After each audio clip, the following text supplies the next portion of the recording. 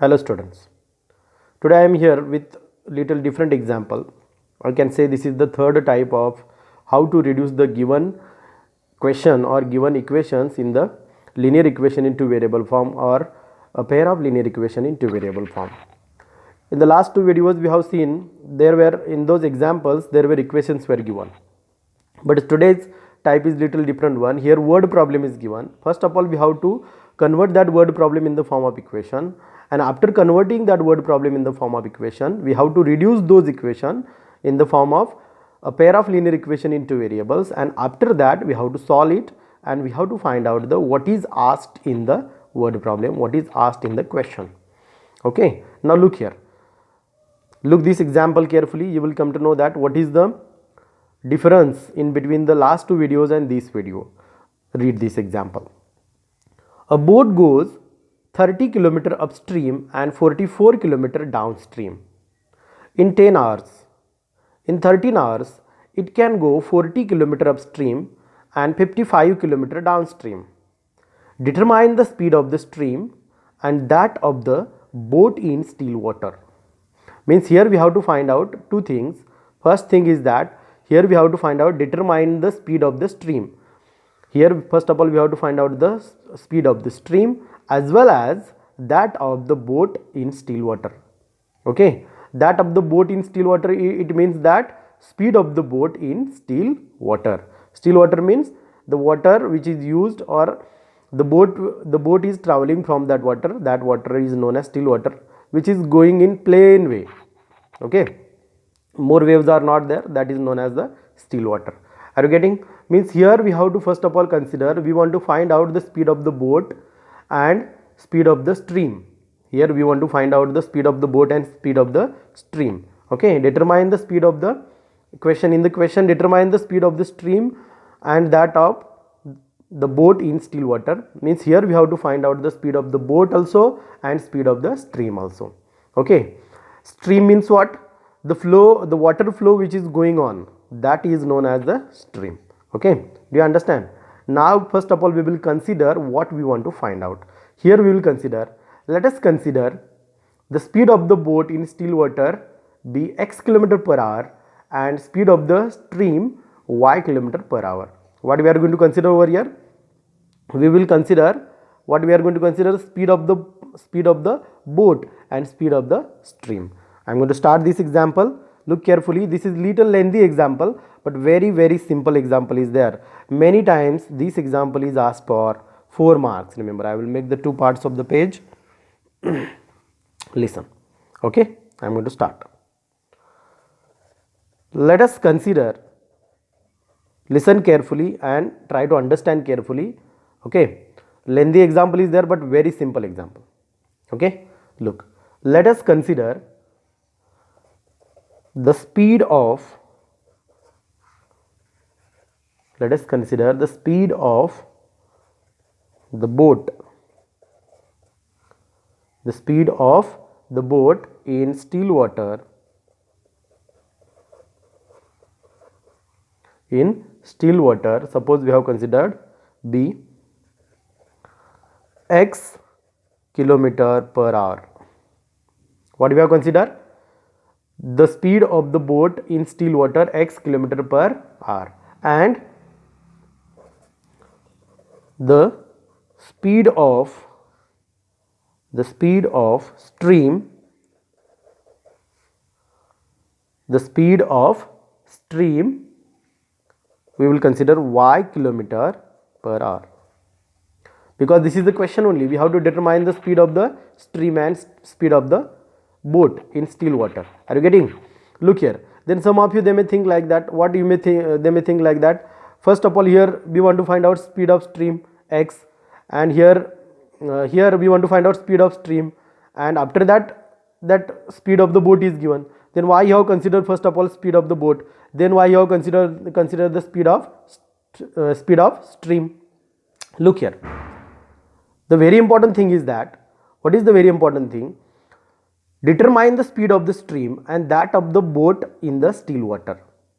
If you will observe carefully, then you will come to know that both are correlated to each other. Both are correlated to each other. Okay, if you want to find out if you want to find out, first of all look here, determine the speed of the stream and determine the speed of the boat, ऐसा बोला है. Okay तो इसको x और इसको y consider कर हमने किया है.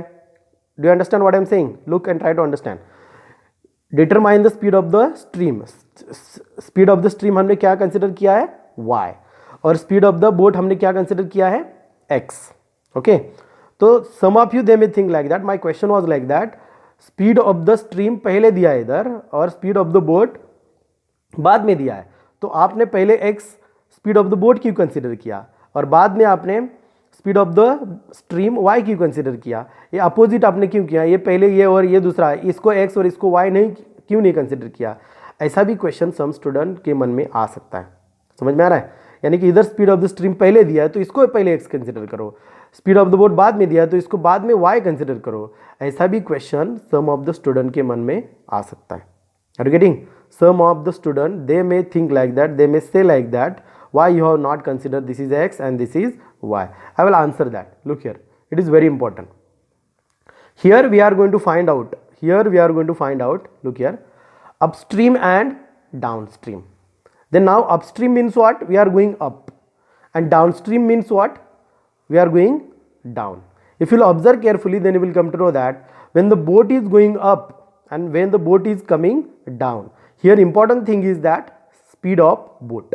Remember, वाटर का फ्लो तो रहेगा ही रहेगा, वाटर का स्पीड तो रहेगा ही रहेगा, कुछ भी प्रॉब्लम नहीं उधर. समझ में आ रहा मैं क्या बोल रहा हूँ? Here water speed will be there, it will not change at all. Remember, okay. But important thing is that speed of the boat, it may happen small change will be there, okay, because speed of the boat is depend on the rider or the driver who is appointed over there. Remember, try to understand what I am saying. Are you getting? Means speed of the boat is very important thing over here. Speed of the boat is very important thing is over there. That speed of the boat decides upstream and downstream speed.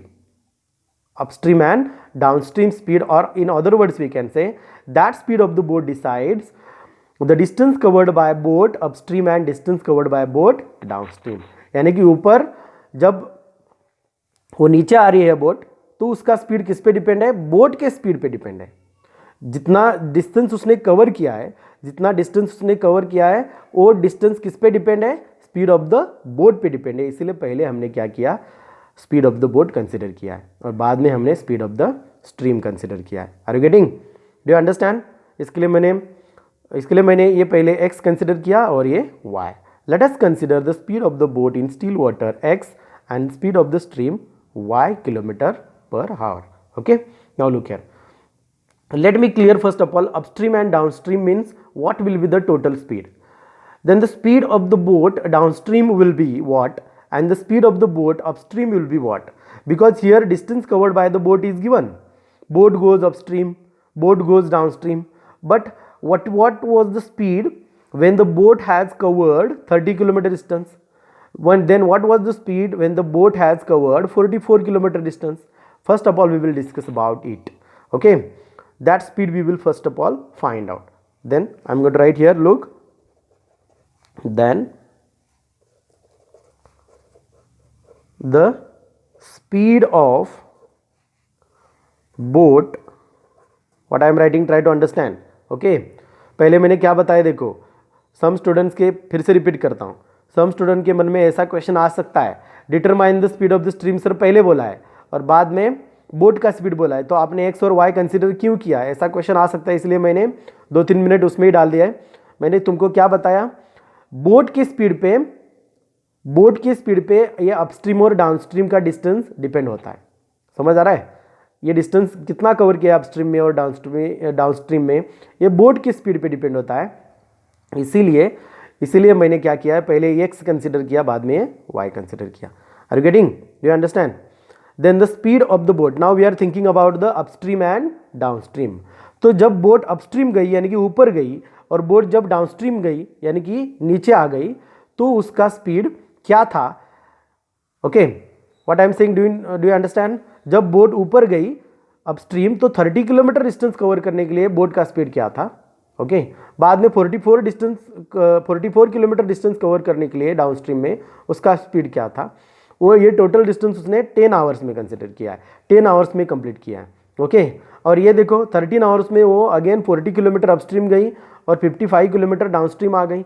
तो उस time उस boat का upstream और downstream में speed क्या था वो अब हम फाइंड आउट करने वाले हैं। Okay, look here, then the speed of the boat, then the speed of the boat downstream, look here,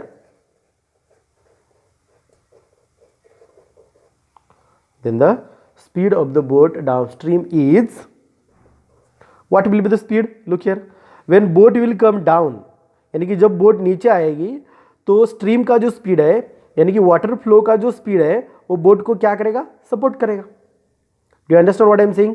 जब भी सपोज एक रिवर बह रही है, रिवर जिस तरफ जा रही है, रिवर का वाटर फ्लो जिस तरफ जा रहा है, अगर उस तरफ हम अपनी बोट जाएगी तो स्पीड क्या होगा, वाटर का फ्लो जो है वो वाटर का फ्लो बोट की स्पीड को सपोर्ट करेगा। अगर अपोजिट डायरेक्शन में जा रही है तो क्या करेगा, वाटर का फ्लो बोट की स्पीड को अपोज करेगा। ओके, यानी कि जब बोट डाउनस्ट्रीम जा रही थी तब वाटर का फ्लो जो है यानी कि स्ट्रीम का जो स्पीड है, ये जो स्पीड है ये स्ट्रीम का स्पीड बोट की स्ट्रीम को क्या करेगा, सपोर्ट करेगा। Then the speed of the boat downstream is x plus y, are you getting, x plus y kilometre per hour. We have written x plus y, because speed of boat ये जो speed of boat है इसको ये speed of stream क्या करेगा, support करेगा, यानी कि ऐड हो जाएगा वो स्पीड और वो दुगने स्पीड से क्या होगी, डाउनस्ट्रीम को वो बोट जाएगी। ओके, एंड द स्पीड, ध्यान से सुनो मैं क्या बोल रहा हूं और क्या लिख रहा हूं इधर, and then the speed of boat upstream, then the speed of boat upstream is x minus y kilometre per our. अभी मैंने माइनस क्यों लिखा देखो। ओके, जब बोट ऊपर यानी कि अपोजिट डायरेक्शन में जाएगी, यानी कि जो वाटर का फ्लो है उस डायरेक्शन में गई तो वाटर का फ्लो उसको सपोर्ट करेगा बोट को, लेकिन जब बोट अपोजिट डायरेक्शन में जाएगी तब बोट की स्पीड को वाटर का फ्लो क्या करेगा, अपोज करेगा। ओके, अपोज करने के बजाय बोट का, लुक हियर, इधर क्या होगा, सपोर्ट करेगा, इधर क्या होगा, अपोज करेगा। अपोज किया है इसलिए क्या होगा, टोटल जो स्पीड है बोट का ऑटोमेटिकली कम हो जाएगा। इधर स्पीड बढ़ेगा, इधर डाउनस्ट्रीम को स्पीड बढ़ेगा, लेकिन अपस्ट्रीम को क्या होगा, स्पीड कम हो जाएगा, इसीलिए x minus y kilometre per hour. Okay, got idea? Then look here, now the next point will be regarding to this, ये जो डिस्टेंस है अपस्ट्रीम और डाउनस्ट्रीम का, ये इस बोट ने 10 आवर्स में कंप्लीट किया है, 10 आवर्स में कंप्लीट किया है। Now you know that very well, velocity is equal to distance divided by time, यानी कि speed is equal to distance divided by time. Suppose we want to find out time, then what we have to write, distance divided by speed. Already इधर time दिया है हमें, देखो इधर 10 hours, but जो time दिया है वो दोनों का दिया है, अपस्ट्रीम और डाउनस्ट्रीम का, बट हमने इधर डाउनस्ट्रीम सेपरेट लिखा और डाउनस्ट्रीम सेपरेट लिखा और अपस्ट्रीम सेपरेट लिखा है। तो हम क्या करेंगे, जब boat, try to understand what I am saying, जब बोट अपस्ट्रीम गई तो उसको कितना टाइम लगा, और जब बोट डाउनस्ट्रीम गई तो उसको कितना टाइम लगा, ये पहले हम फाइंड आउट करेंगे। और फाइंड आउट करने के लिए दोनों का टाइम अगर इक्वल किया जाए, यानी कि दोनों का टाइम अगर ऐड किया जाए, इक्वल बोलने के बजाय हम बोल सकते हैं जब हम अपस्ट्रीम और डाउनस्ट्रीम का टाइम क्या करते हैं, ऐड करते हैं, तो टोटल टाइम हमें ऑलरेडी दिया है, कितने आवर्स लगे थे उसको, 10 आवर्स। Are you getting? तो हमें एक इक्वेशन मिल जाएगा। कैसे इक्वेशन मिल जाएगा, देखो इधर, पहले मैं वो फॉर्मूला लिखता हूँ। Also we know that formula original कैसा है, velocity is equal to distance divided by time, यानी कि speed is equal to distance divided by time. तो ये फॉर्मूला हम टाइम के लिए अगर कन्वर्ट करेंगे तो टाइम के लिए ऐसा आएगा, time is equal to distance divided by speed. Are you getting? ये स्पीड इधर होता है, स्पीड इधर होता है और टाइम इधर होता है। मैंने चेंज की है प्लेस क्योंकि we want to find out time. Are you getting? ये इधर न्यूमरेटर को था, ये गया इस इधर डिनोमिनेटर को, ये डिनोमिनेटर का इधर न्यूमरेटर का आया, क्योंकि हमने साइड क्या की, चेंज की। अभी इधर ध्यान से देखो, ये फॉर्मूला यूज करके हम क्या करेंगे। इन द फर्स्ट केस, जो पहली केस है 10 आवर्स की, 10 आवर्स की पहली केस क्या है, देखो इधर 30 kilometre upstream and 44 kilometre downstream. देख रहे हो, 30 kilometre upstream and 44 kilometre downstream, इसको टाइम लगा है 10 आवर्स। तो in case, in the first case we will discuss, in the first case when the boat goes 30 kilometer upstream, that boat has taken time in hours, we will consider that is the T1, and when we will consider that is the T1, then there will be one ratio. What will be the ratio? Look here, I will write here what I said for your understanding purpose. In first case, थोड़ा सा लेंदी और थोड़ा सा different example है, लेकिन ध्यान से सुनोगे तो समझ में आएगा। In first case when, look here, in first case when the boat goes 30 kilometer upstream, in first case when boat goes 30 kilometer upstream, okay, let us take time taken, you will consider that, let us take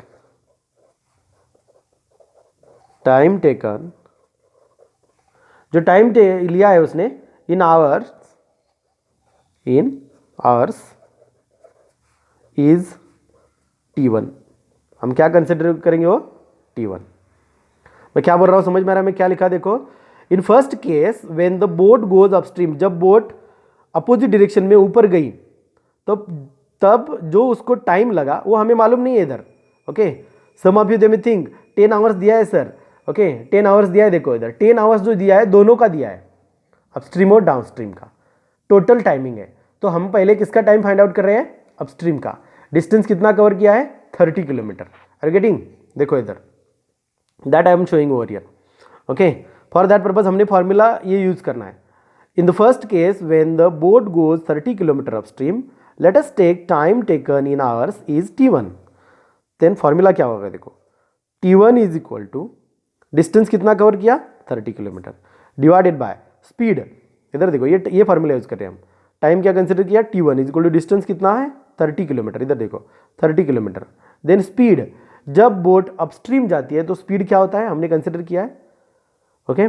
the speed of the boat upstream is x minus y, तो हमें मिला इधर x minus y, okay. ये हो गया upstream का।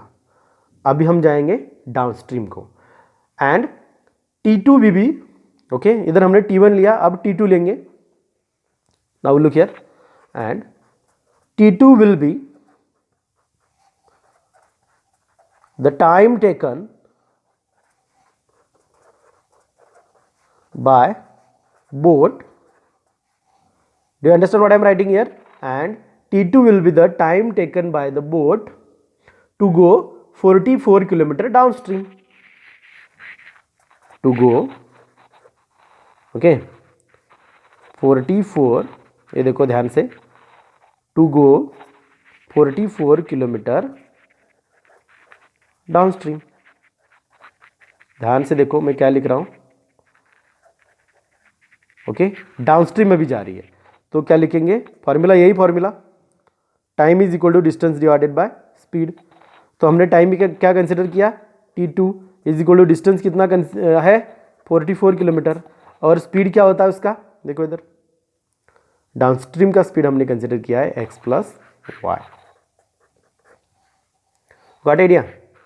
तो जब बोट अपस्ट्रीम जा रही थी तो हमें एक रेशियो मिला इधर 30 divided by x minus y, T1 is equal to 30 divide by x minus y, और जब बोट डाउनस्ट्रीम जा रही थी तो हमें ये मिला 44 divided by x plus y. Are you getting, you understand मैं क्या बोल रहा हूँ। तो अभी फिर से देखो, नेक्स्ट क्या होगा अभी, now the total time taken that is 10 hours, already it is given, total time कितना लिखा है, दिया है 10 आवर्स दिया है, ओके। बट ये हमने जो फाइंड आउट किया है वो किसका है, ये है अपस्ट्रीम का, ये है डाउनस्ट्रीम का। यानी कि टोटल टाइम के लिए हमें क्या करने पड़ेगा, ये दोनों टाइम हमें क्या करने पड़ेंगे, प्लस करने पड़ेंगे। तो अभी इधर कैसा होगा देखो, now the total time taken is T1 plus T2, that is equal to what, 10 hours. Am I right? T1 plus T2 is equal to what, 10 hours. यानी कि अपस्ट्रीम जाने के लिए और डाउनस्ट्रीम आने के लिए टोटल आवर्स कितने लगे, 10 hours. Okay, then we will get one equation. Then the equation is क्या होगा, T1 का इक्वेशन क्या है, ratio 30 divided by x minus y. तो इधर लिखेंगे देखो, T1 की जगह क्या लिखेंगे, 30 divided by x minus y. Okay, plus बीच में साइन कौन सा है, प्लस। T2 का क्या है, 44 divided by x plus y is equal to कितना है, 10। ओके, इसको हम बोलेंगे equation number 1।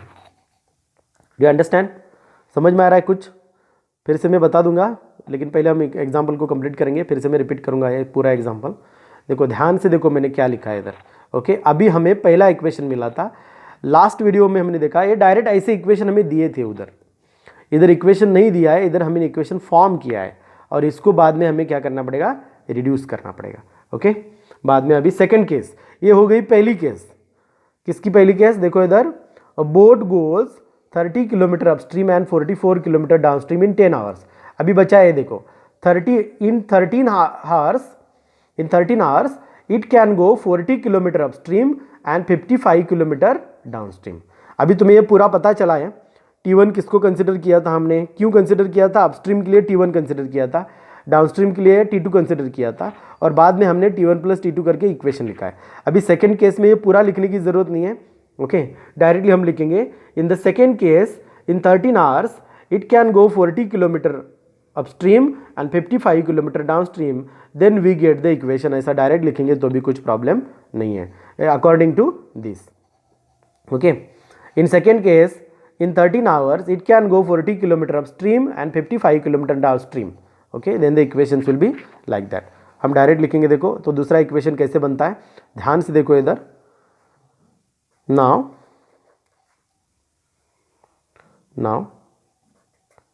in second case boat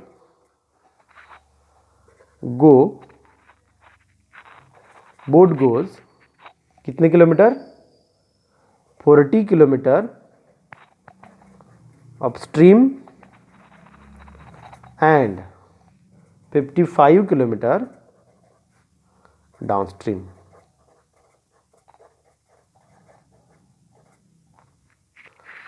kilometre downstream. Okay, then the equation is, okay, equation क्या होगा देखो, इसकी तरह ही क्या करना है, खाली upstream divided by x minus y and downstream divided by x plus y. Okay, यानी कि क्या होगा देखो, 40 divided by x minus y plus 55 divided by x plus y is equal to कितने आवर्स लगे थे, 13 आवर्स। इसको हम बोलेंगे सेकेंड इक्वेशन। अभी दो इक्वेशन हमें मिली है, ये कल जो यानी कि लास्ट वीडियो हमने देखा है तो ऐसे इक्वेशंस हमें ऑलरेडी दिए थे। ओके, हमने अभी फॉर्म किए। अभी हमें क्या करना पड़ेगा, we have to look those equations properly. Second video जिन्होंने अच्छी तरह से देखा है उनको ये समझ में आएगा। देखो इधर 30 divided by x minus y, 44 divided by x plus y, 40 divided by x minus y, 55 divided by x plus y. इधर क्या है कॉमन, 1/x माइनस वाई ये कॉमन है, और इधर दूसरे केस में 1/x प्लस वाई ये कॉमन है। तो हम क्या करेंगे, डायरेक्ट अभी इधर सेपरेट फॉर्म में लिखने की वगैरह जरूरत नहीं है, डायरेक्ट हम क्या करेंगे, 1/x minus y is equal to A consider करेंगे, और 1/x plus y is equal to क्या कंसिडर करेंगे, बी कंसिडर करेंगे। डायरेक्टली हम अभी इधर लिख सकते हैं, कुछ प्रॉब्लम नहीं है। ओके, तो मैं शुरू करता हूँ। देखो now put 1/x minus y is equal to A and 1/x plus y is equal to b. we get. Do you understand? 1 upon x minus y is equal to a and 1 upon x plus y is equal to b. We get where in equation 1 and 2. लिखोगे तो चलेगा, कुछ problem नहीं है, direct लिखोगे तो भी कुछ प्रॉब्लम नहीं है. Now put 1 upon x minus 1 is equal to a and 1 upon x minus 1 is, look here, 1 upon x minus 1 is equal to a and 1 upon x plus y. 1 upon x minus 1 is equal to a and 1 upon x plus y is equal to b. We get. Okay क्या मिलेगा हमें? इधर देखो, नीचे के page पे लिखता हूँ, ये हमारा लास्ट पॉइंट. तो अभी इधर इसके भी दो पार्ट्स बना देता हूँ. देखो इधर अभी क्या होगा. पहला इक्वेशन जो है, तो पहला इक्वेशन डिफरेंट फॉर्म में पहले लिखता हूँ. पहला इक्वेशन क्या है देखो अच्छी तरह से. ओके दिख रहा है पहला equation? 30 divided by x minus y plus 44 divided by x plus y is equal to 10. और दूसरा इक्वेशन है 40 divided by x minus y 55 divide by x plus y is equal to 13. अभी दोनों इक्वेशन हम अच्छी तरह से इधर लिखेंगे. देखो पहला equation 30 divided by x minus y, but 1 upon x minus y हमने क्या किया है? ए कंसिडर किया है, तो वो सेपरेटली मैं लिखता हूँ. देखो इधर समझने के लिए, अंडरस्टैंडिंग होगा अच्छी तरह से, कुछ प्रॉब्लम नहीं है. ओके देखो 30 into 1 upon x minus y plus 44 into 1 upon x plus y is equal to 10. ओके अभी इसकी जगह हमें क्या पुट करना है? ए, और इसकी जगह हमें क्या पुट करना है? बी. करो put. 30 into a plus 44 into b is equal to 10. 30 into a 30a plus 44b is equal to 10.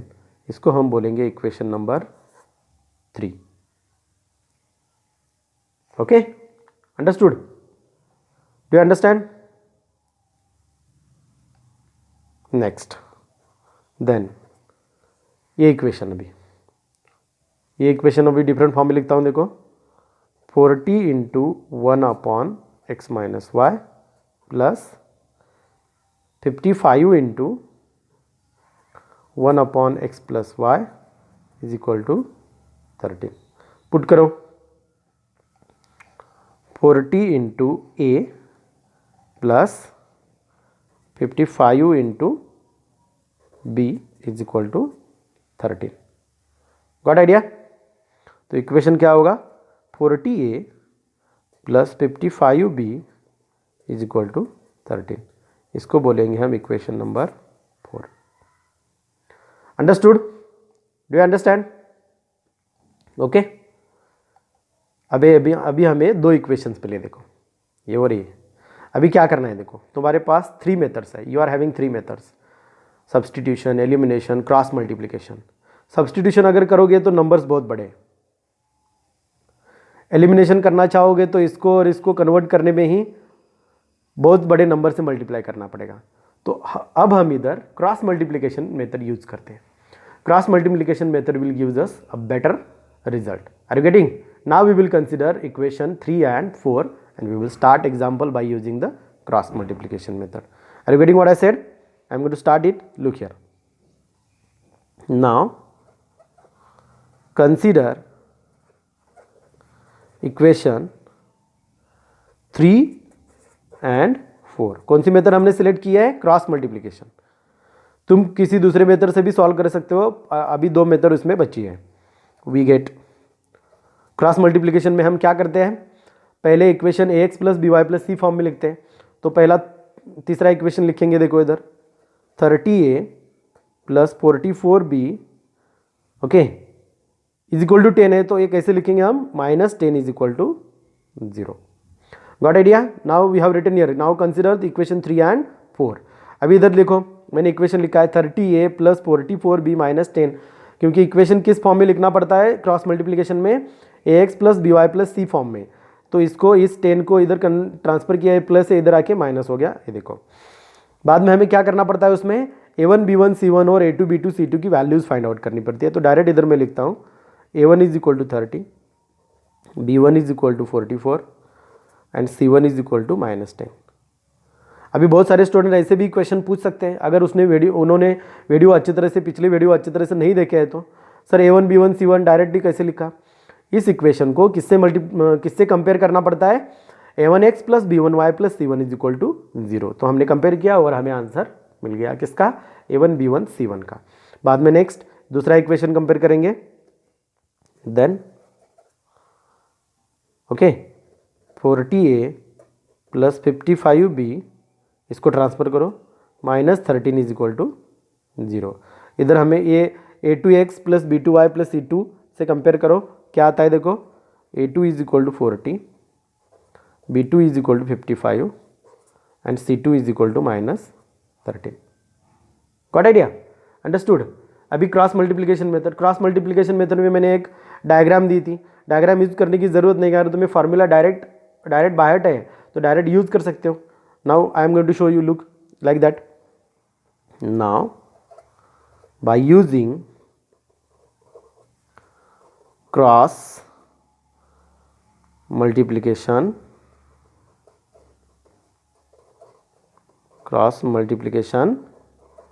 method we get, now by using cross multiplication method we get, okay।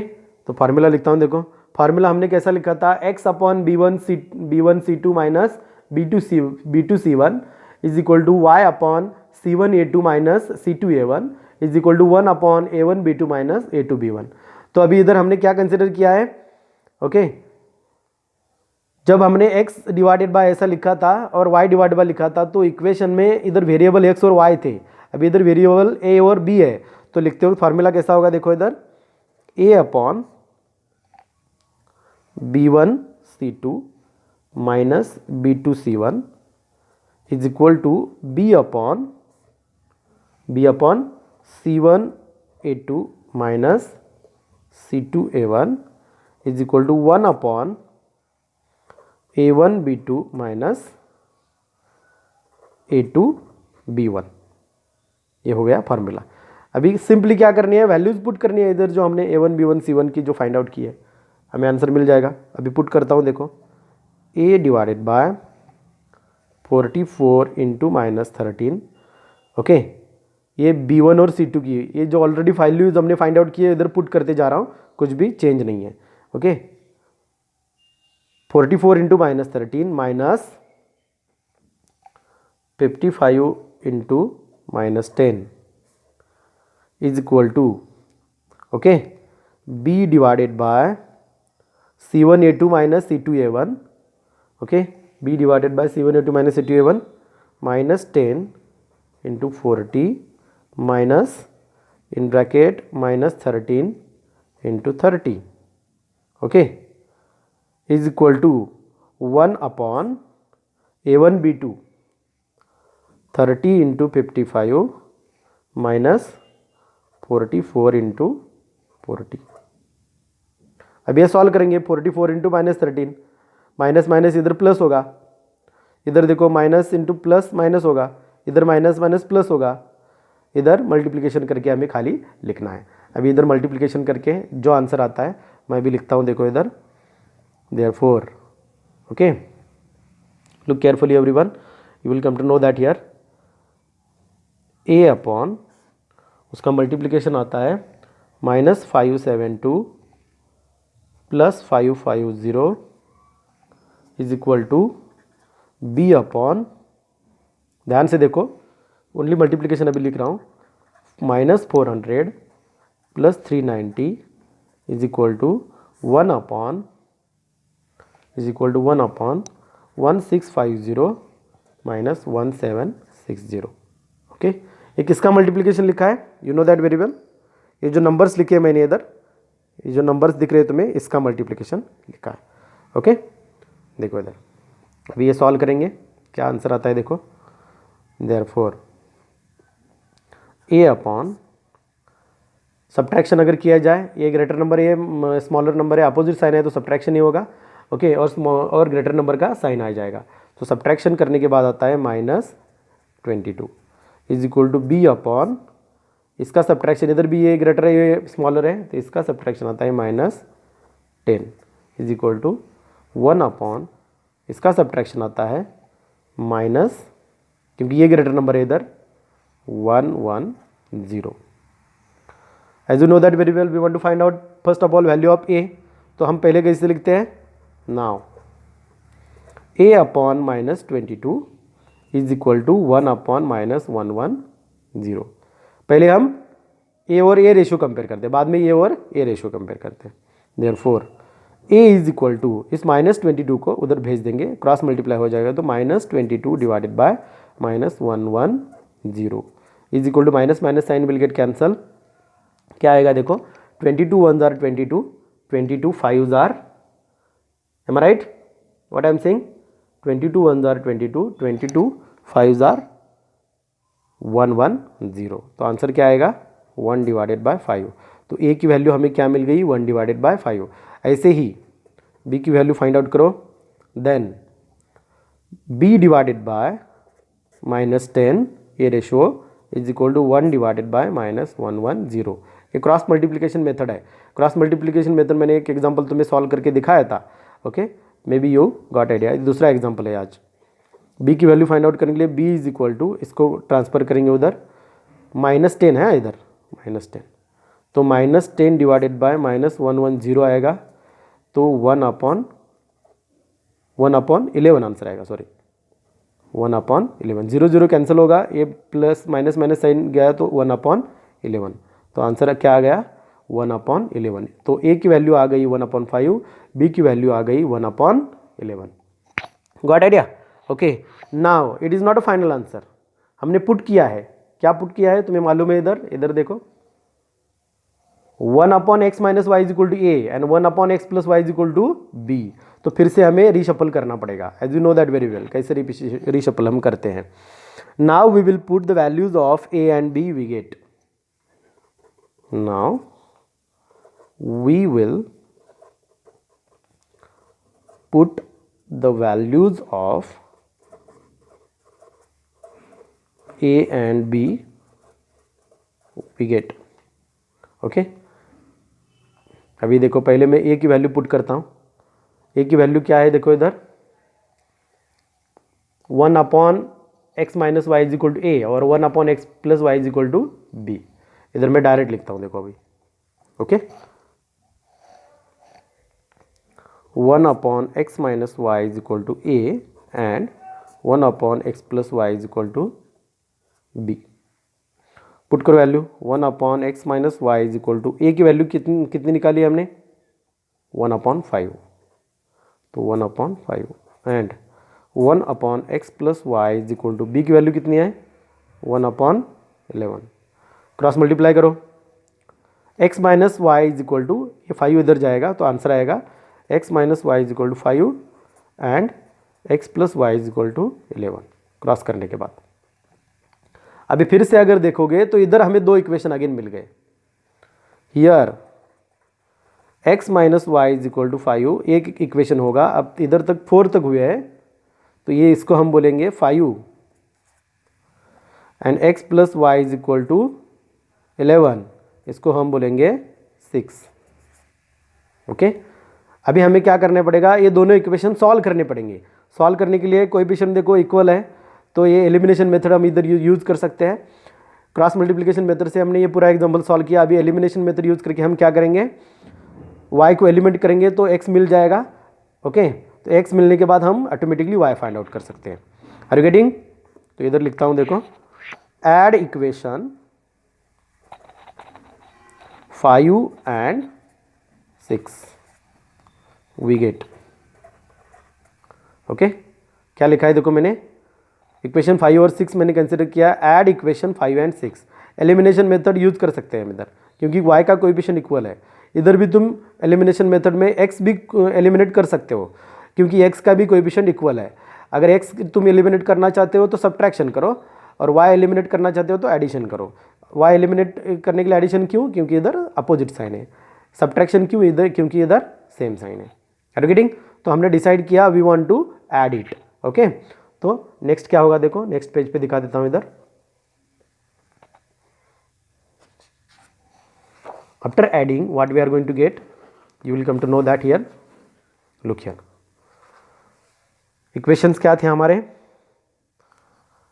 x minus y is equal to 5, add बोला है हमने, plus x plus y is equal to 11.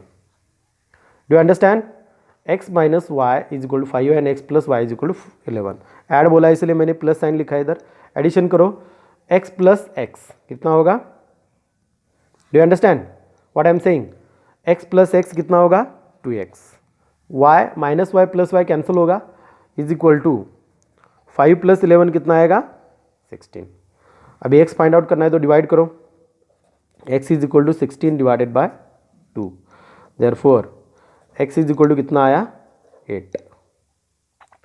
x is equal to कितना आ गया, do you understand what I have written here, add बोला था तो हमने ऐड किया, तो x इज इक्वल टू कितना आया 8. अभी x इज इक्वल टू 8 जो है, तो दोनों में से एक इक्वेशन में हमें क्या करना पड़ेगा, पुट. ओके, तो एक कौन से भी, इसको हमने 5 बोला था, इसको हमने 6 बोला था, तो नेक्स्ट हम लिखेंगे put x is equal to 8 in equation 6, we get x is equal to 8 in equation 6, we get, put करो, इक्वेशन 6 क्या है, x plus y is equal to 11, x की value 8 plus y is equal to 11, y की value find out करने, transfer करो, y is equal to 11 minus 8, y is equal to 11 minus 8 कितना आता है 3. ओके, ये हो गई हमारी वैल्यूज. x की वैल्यू किसकी है, speed of boat in still water, and y की वैल्यू किसकी है, speed of stream only. Are you getting, तो फाइनल आंसर भी हमें लिखना पड़ेगा, hence speed of boat in still water is 8 kilometer per hour and speed of stream y हमने find out किया है 3 किलोमीटर पर आवर. ओके, इधर हमारा एग्जाम्पल खत्म हो गया. थोड़ा सा लेंदी है, 4 मार्क्स के लिए पूछा जाता है, लेकिन बहुत सिंपल है, आई थिंक सो.